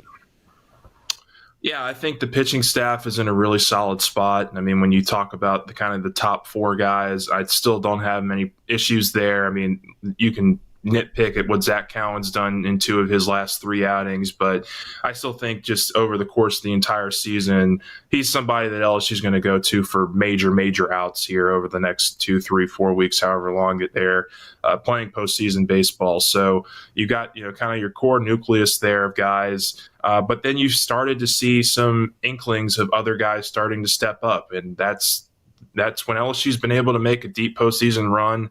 It's been because guys like Riley Cooper, guys like Zach Hess when he was a freshman at LSU, Nate Ackenhausen. Nate Ackenhausen, yeah, of course. I mean, Thatcher Hurd had some really big outings for them in the postseason a couple of years ago, of course. And so, when you're getting guys like Chase Shores, like Jaden Newt, like Maverick Rizzi, Cooper Williams, starting to get dialed in a little bit more, I would say, here towards the end of the season, that's extremely positive. And look, a couple of these guys have only been doing it for 1 or 2 weekends. You'd love to see kind of some carryover here in the SEC tournament and really kind of feel good about your positioning as a pitching staff. But I feel really good about where LSU is right now, not only position-wise to be a top 8 national seed, but having the show have to go through the box, or the road to Omaha having to go through the box. I feel really good about where they're at with their arms, and so they're a group that I think is starting to really come along. So that would probably be my top takeaway from just how LSU's closed the season, and some of the pitching staff arms that are really starting to get it together here at the end of the season. So, Glenn, did you basically just say that LSU is a lock for a top 8 seed? I think they are. I guess anybody can make a magical run in one of their tournaments and kind of make the RPI a little screwy. But I think the thing I keep coming back to is that LSU has been pretty universally number 1 across all of the national publications. And I'll preface this by saying that you take that with a grain of salt. But if all these guys are wrong, all these guys that watch college baseball every weekend, not just the SEC, but across the entire landscape of college baseball, if they are that off on LSU being the number 1 overall team, and then somehow they're not in the top 8 at this time on Monday, Tuesday, whenever the selection show is, that would be really surprising to me. So I think they've done pretty much everything they needed to. Getting those 2 wins in South Carolina on Friday and Saturday, I think, locked them in. And now you're just playing for positioning at this point. I think if you win a game or 2, you could very well be a top 3 or 4 seed. If you one and done, maybe you're kind of in that 5, 6, 7 range. But I still think LSU is in a really good spot for the national seed, which is the first goal of any elite team trying to make a deep postseason run. Of course, yeah, I agree with you. Well, Glenn, we appreciate your time this morning. Sorry about the mix-up on the time, but we appreciate you making it happen. We'll do it again soon. I appreciate you guys for having me on. Thanks. Of course. Great stuff. There he is, Glenn West, senior writer at Go247, at GlennWest21 on Twitter. Nailing it once again. Been crushing the content lately. So shout out to Glenn for joining us.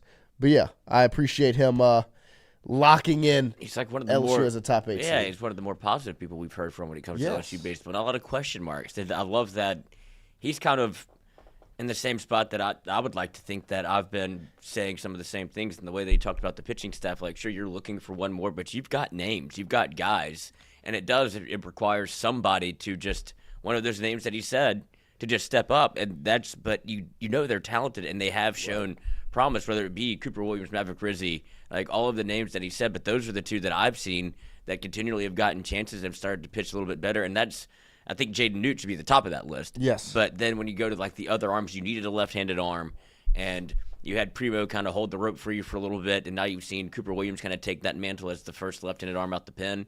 And I think that's a good step in the right direction, because those are immensely talented guys, and you're asking them to, play a role that you need, and they're all young. But at this point, you're no longer a freshman. Yes. Yeah, no, I mean, that you got it. That's out the window right now in postseason baseball. So LSU will get it rolling tomorrow night, as we will see who they face, as A&M and Auburn will face off at 11 a.m. this morning, right after right after we close out. We'll close out at 9. You'll get a nice little break, and then you'll turn on the SEC network and watch Auburn and Texas A&M face off for a trip to take on LSU. So another one of the little discussion points our guy Andre dropped in the document, and I want everyone in the chat to weigh in the question as well. Where does the SEC tournament / Hoover rank in terms of watching sports, whether that's in person or on TV? I, for one, have never been. I've never made the trip to the Hoover Met, but Andre points out a couple of just the memories that come up with it. It's just the late night Hoover Met. You've got the feral children, rain delays, all those things. And you guys' opinion in the chat, drop it in there. where does Hoover and the SEC tournament rank on sporting events? Lloyd, have you made the trip to Hoover? Yes, 2023. We went down as a show, and it was a blast. They have an LSU tailgate there. I think they live in Alabama, but their big LSU tailgate, they have their own like whiskey setup that they do. They have like their own branding that's based around like LSU, and they make trips to Omaha. But they do their big deal is the SEC tournament. They do it every year. It was that. I think it was that. You see that one picture of LSU fans are already here setting up in Hoover. I think that's them. Nice. And so we went and did that. We did a show from their tailgate, so that was awesome.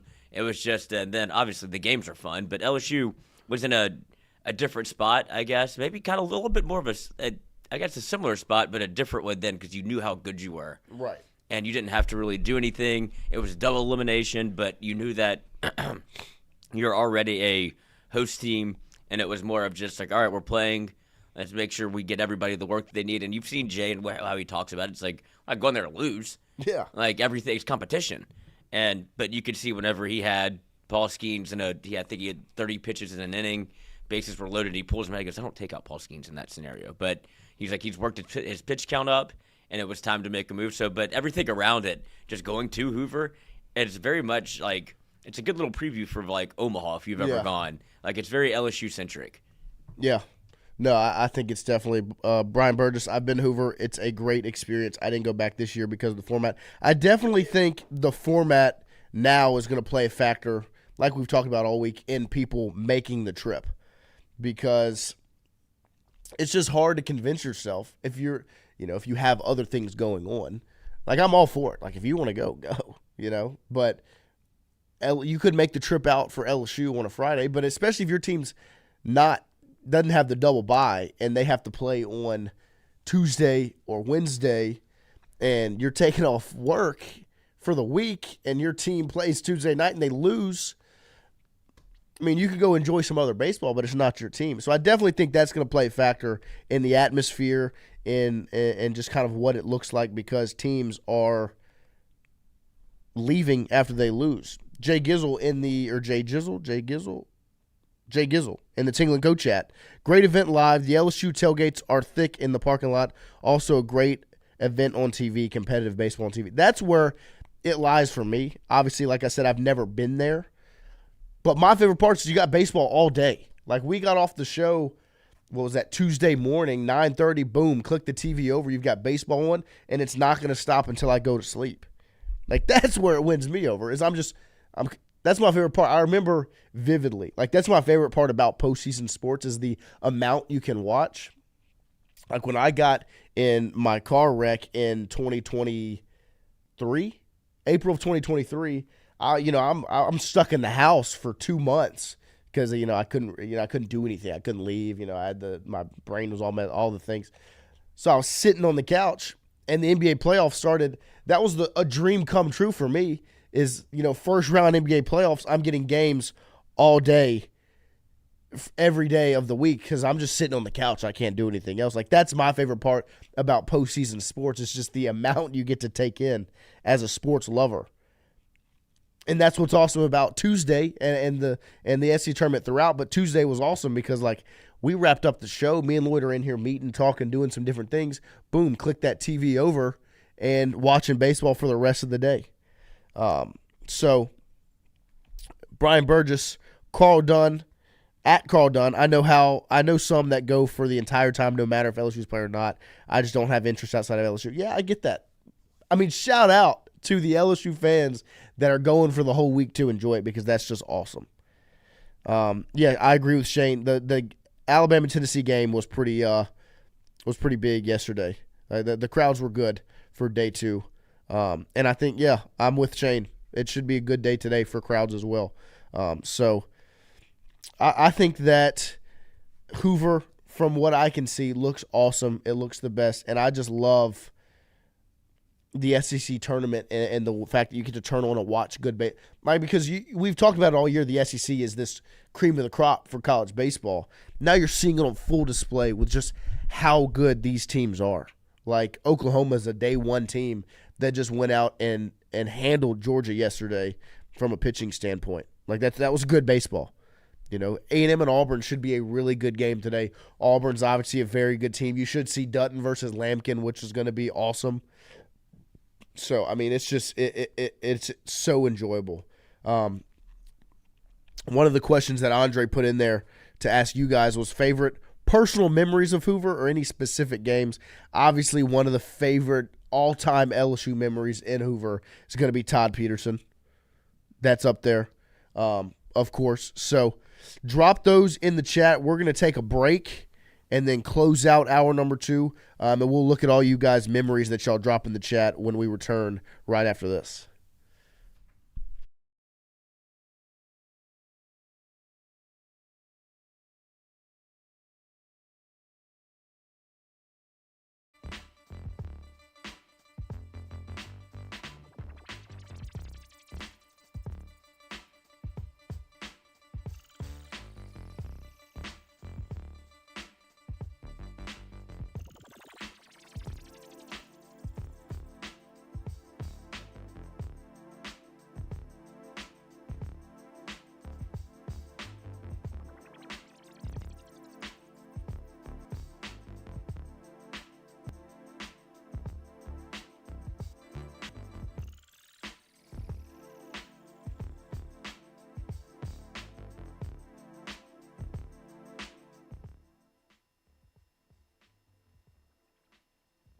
Well, again, like his first team all SEC reliever, and definitely earned that. I think I just saw something on a stat sheet. I was looking at the SEC leaders, and he was in the top 3 in ERA in this league with 30 innings or more. And so that's a pretty solid run. As far as the recent thing, you know, small park, man. Like, there's 2 triples that off the wall that, you know, ended up being 3 bases, which is kind of like a home run. It's pretty close to a home run. One of them would have been a fly ball out for sure, you know, and the other one Jake actually almost caught. You know, Scobie hit the homer to the left center, which was a good swing, and credit them. They put together a good rally, but I think he would just tell you it would be an execution piece. That's why I think him only throwing 30 pitches, not throwing twice. Like, I mean, I'd made up my mind on Saturday. We were not putting either of them in the game, you know, on Saturday. And so what a great job by Maverick, by Cooper, and by Chase in the last 2 innings. That was the highlight of the series for me was the last 3 innings on Saturday. You know, one run on offense. We gave up a solo homer, but great relief pitching. You know, trademark of teams that win this time of year is being great in the 7th and 9th inning. And I thought we did that on Saturday.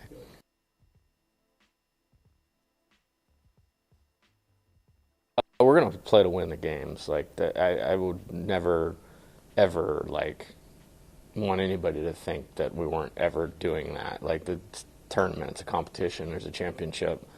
Like, we want to play great. They want to be prepared to, you know, play championship baseball. And I don't think you can go through it as a blow it off exercise or think of it that way. We will not do that. With that being said, I've used this reference before. In 2023, I took Paul Skeens out against Arkansas with the bases loaded because he was like at 31 pitches in the inning. I'm never taking Paul Skeens out of the game with the bases loaded, ever, except in this scenario where, you know, there was a good chance he was going to pitch the following Friday, and to win the national championship or to go to Omaha or to win a regional, you need Paul Skeens healthy and at his best. So if something along those lines comes up, you may see it maybe deviate from what we would do, but right now it's like kind of full speed ahead.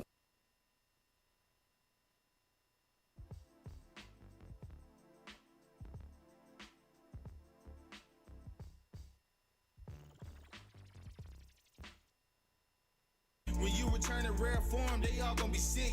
You ever seen a living legend, just know that I'm it. Slow grind like IT, just know that I'm it. Now I'm back up in my bag, I'm giving them fits. Bounce the bat like John Morant, you know that I'm lit. Making plays like Jack Bash, I'm never gonna sit. Had to be patient, so I waited for the situation. Now that I'm focused, I'm Dude got in his bag right there. Wait, do that one again. Do it again. I want to watch it again. That was pretty cool. What was it? So go back to the logo. No. Oh, get to Glenn. It's like in memoriam. It looks like he's passed away. Oh God. Oh. Welcome back here. Hour number 2, closing it out. Appreciate you guys hanging out with us this morning. Let's see what we got our memories in here. Bada bing, bada boom. Todd Peterson.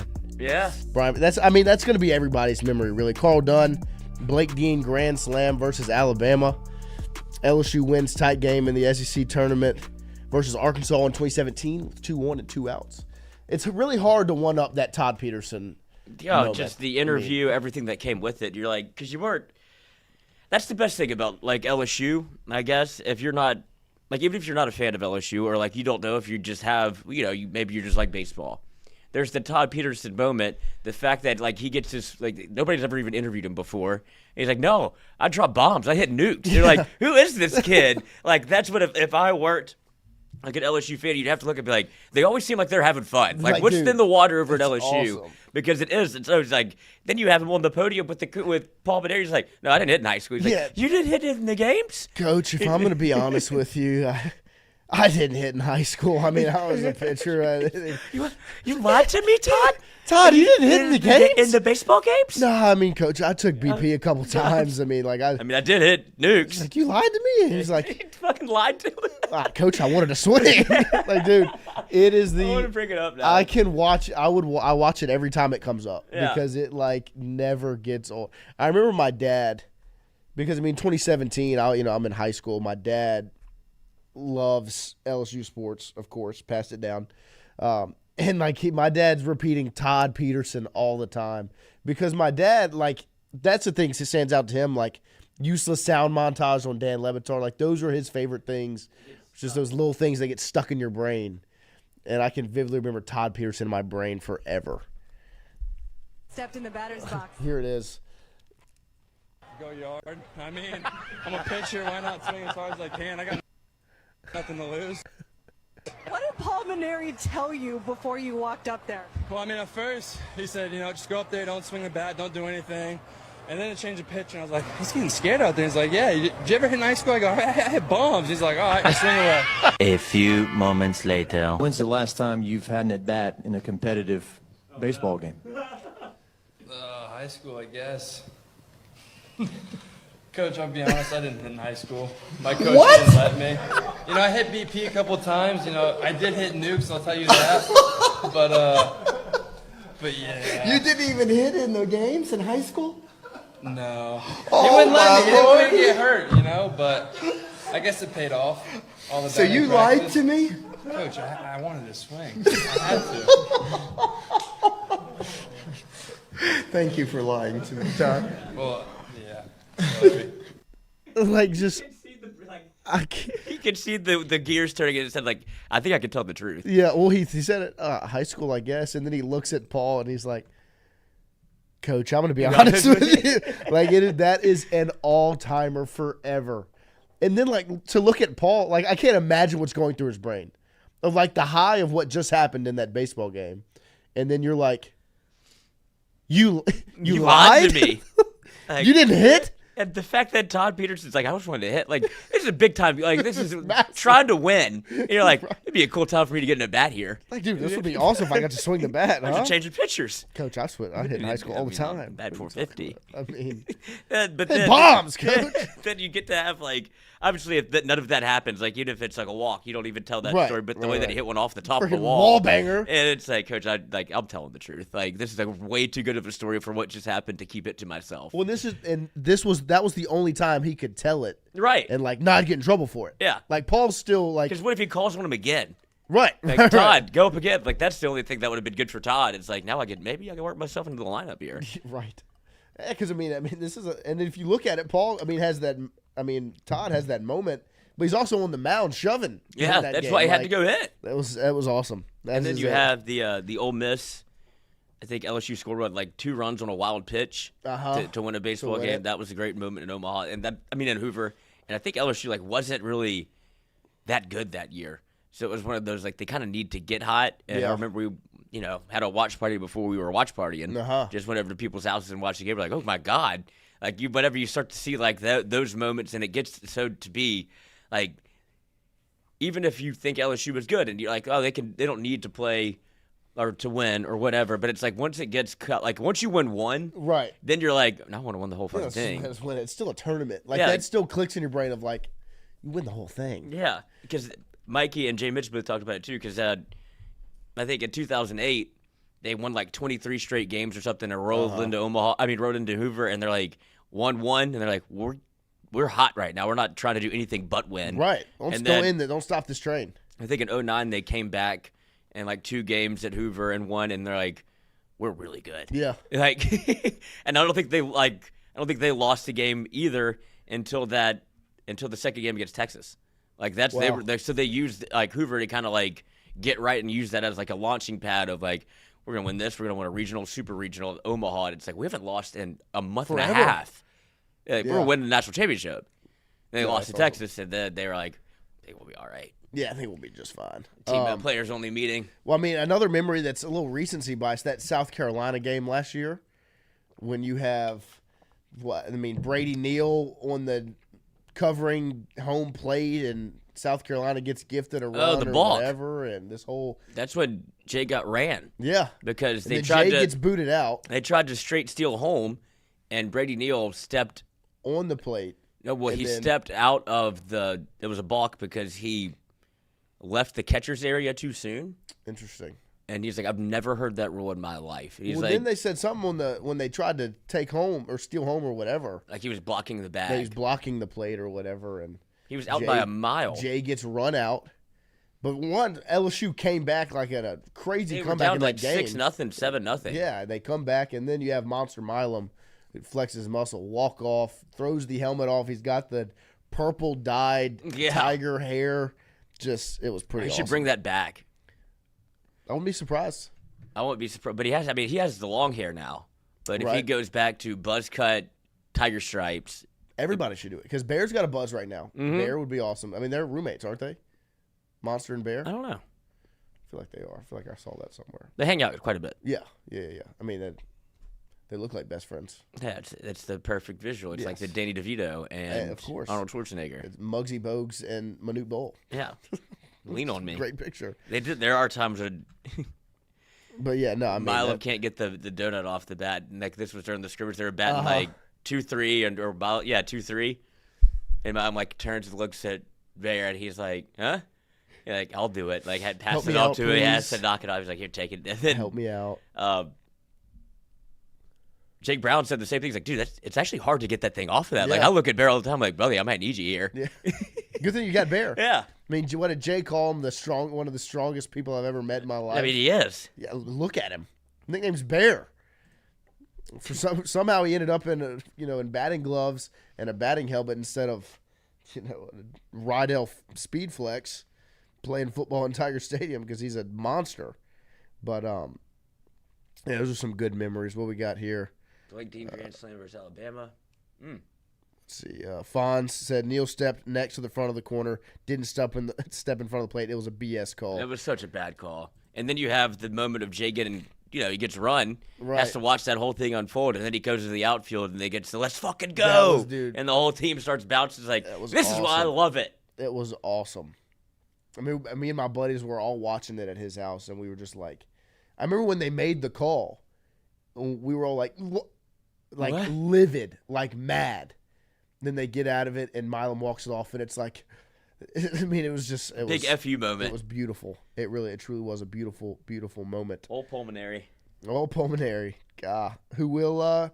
He's staying in South Carolina. I saw that. Now, see, South Carolina bringing Pulmonary back for next season.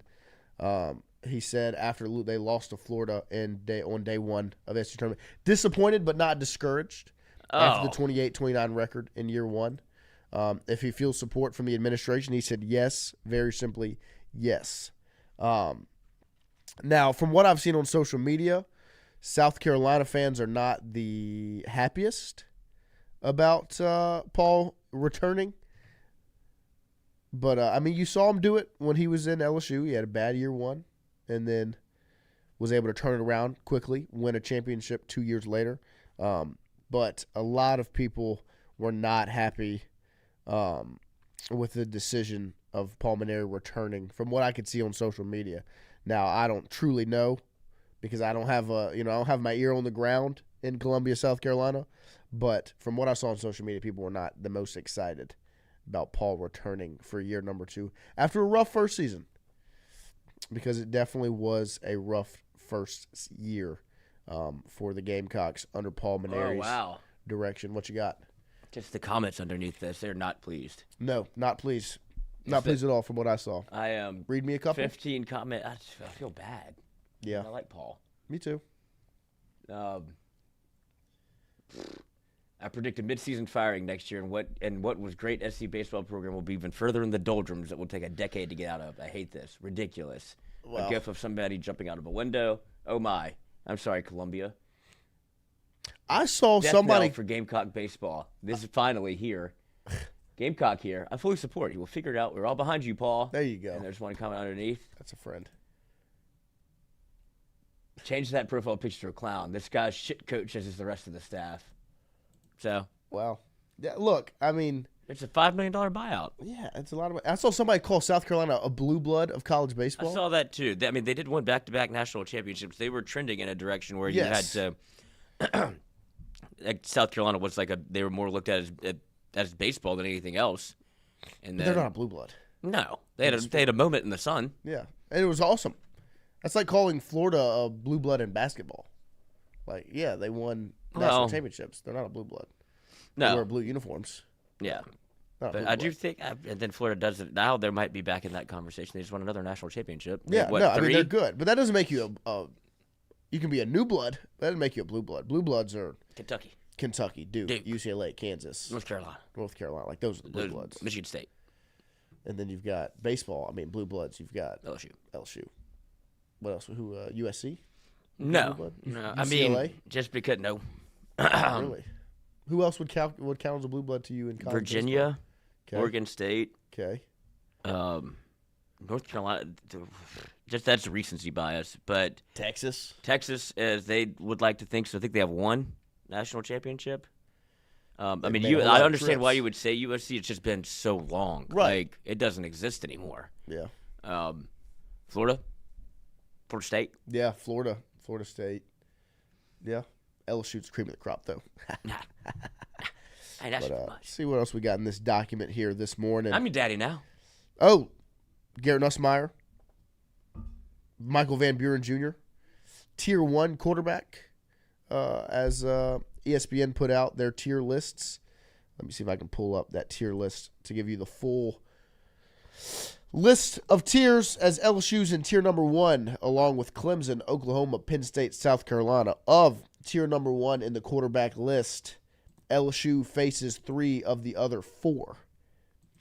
Clemson with Cade Klubnik, Oklahoma with John Mateer, South Carolina with Lenora Sellers. And this is quarterback rooms, not just quarterbacks. But LSU will face 3 of the other 4 top 5 quarterback rooms in the country.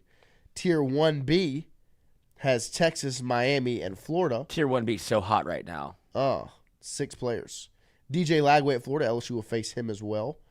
Tier 2, Iowa State, Georgia Tech, Baylor, Arizona State. Tier 3, let's see if we've got Vanderbilt with Diego Pavia. LSU will obviously face him. Arkansas with Talon Green. LSU will face him. And then Tier 4, Michigan, Notre Dame, Ohio State, Washington. The Young Pups, they're called. Bryce Underwood, Julian Sayin, obviously a part of that group.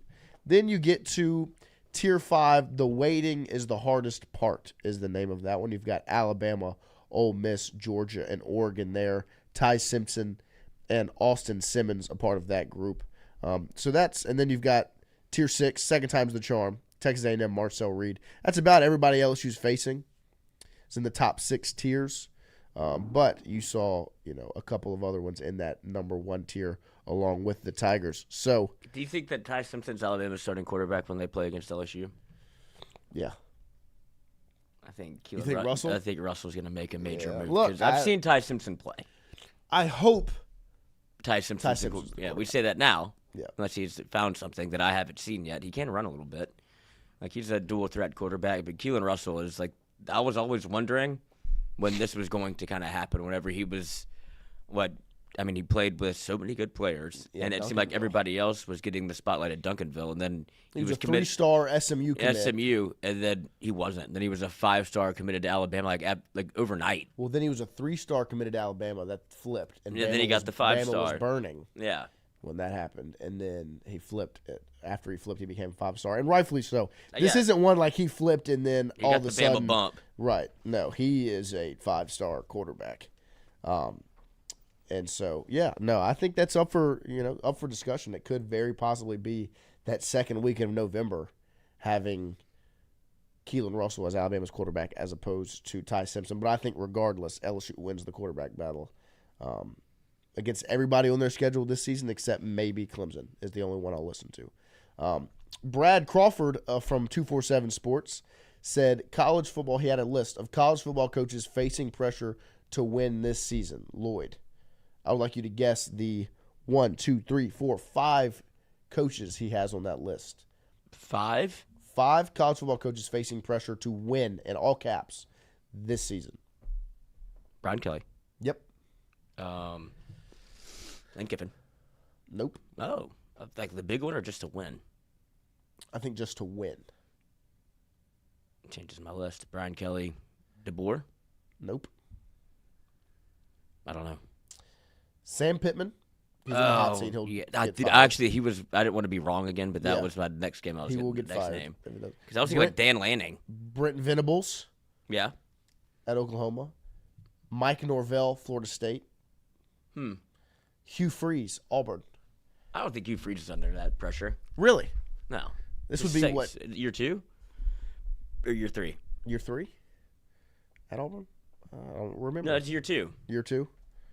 Yeah, but they were good. Like they just couldn't. Well, they had who was their quarterback last year? It was what was his name? I don't remember, but it wasn't very good. Peyton Thorne. Yeah. Now they've got Jackson Arnold. I think they're going to be good. Who knows how good he is? But yeah, I agree with the list. I think Brian Kelly's definitely deserves to be on it. Sam Pittman, the seat is hot. Brent I thought he was going to Venables. get fired last year. Yeah, I'm surprised he's back. Mike Norvell, I think it's right. I mean, Yeah. that was a bad season last year. After coming off a fantastic season. I think Lincoln Riley needs to be on that list. I do too. He has not lived up to the expectations. And Hunter Hall, Ty Simpson is going to be the man.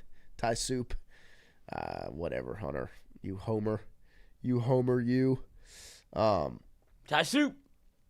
But yeah, no, I mean that is the I don't know. I definitely think Brian Kelly's on that list. I don't think anybody can really dispute that. As much as I feel like the narrative around him has changed a bit, especially around the fan base of the success they've had in the offseason, people are kind of locked back in. It can all kind of turn on its head pretty quickly on August 30th, that's for sure. So, Brian Kelly. I think that the narrative around him from the end of the season to now has shifted because of the offseason success. Shifted in which way? More positive. Yeah, but more pressure.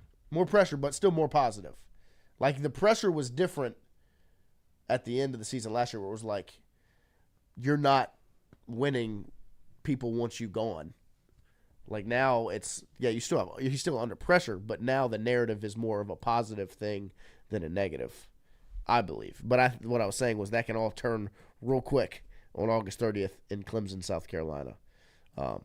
So we will do our athletic connections here this morning. Hunter Hall said F the athletic connections.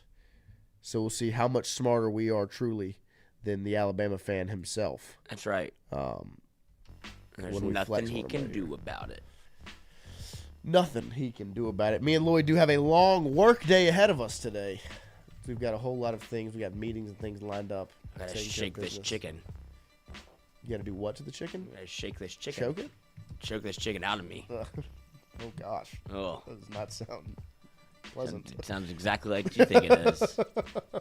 It's exactly what you think it is. No longer buying the buy one, get 3 free deal at Albertsons. Yep. I love you, Albertsons, but shout out. I did it to myself. Yeah, he's hurting. He's been hurting this morning. Oh. What do we have here? All right. Love and basketball. Love and basketball. How about that? Okay. Westbrook, Levine, Love, Holiday are all UCLA basketball players. I believe. There we go. All right. We've got pads, face mask, chin strap, and Shell? football pylon. Oh, here we go. Let ace fault deuce. Yeah. You smart cookie, you. Yeah. Okay. Netherlands. Where? This is unbelievable. Syracuse. Okay. Shell. I feel like that's got to be it, huh? I don't know, but I'd like to guess. But because football pylon's the part to me. Try football pylon with pads, face mask, chin strap. I think that's it. No. What? Okay. Netherlands, Syracuse, football pylon. That's Basketball. orange. Is Netherlands orange? Mm-hmm. So it's orange. Orange things. See, they're starting to stretch a little bit. Yeah, it's still fun, though. That one was good, though. Begus, I'm goated. You are, Begus. You're goated, my friend. Go. Go. Okay, buddy. Yeah, we appreciate you guys as we've made it to the end of hour number 2 here this morning. I do have one more question before we close it out, Lloyd. The NBA discussion. SGA won MVP. Should it have been Shams. him or Jokic? Jokic. I agree. On this day in 2006, the dedication 2 dropped. 2.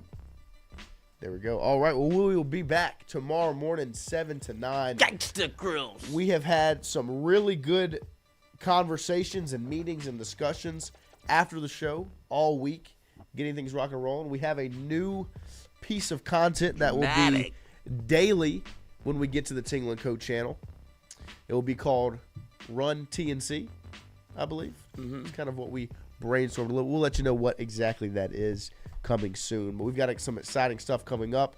Handling some business today before I head out of town next week. Watch party tomorrow night. Don't forget. Tell all your friends. Tell your to be family. tuned in. Tell your mother, tell your brother, tell your sister and me. Come on. We'll be back tomorrow morning, 7 to 9. As we close out the last couple of weeks here on the Jordy Collado Show before, I guess it's put to rest. And it's Tingle & Co. And it's Tingle & Co. from here on out. Love you guys.